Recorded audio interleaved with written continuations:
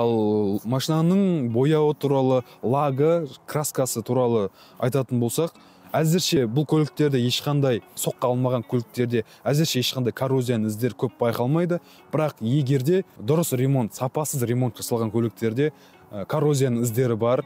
Артқы аркада міне мынау қара заглушка тұр, резина. Осы қара заглушка жыртылып қалады, немесе түсіп қалады.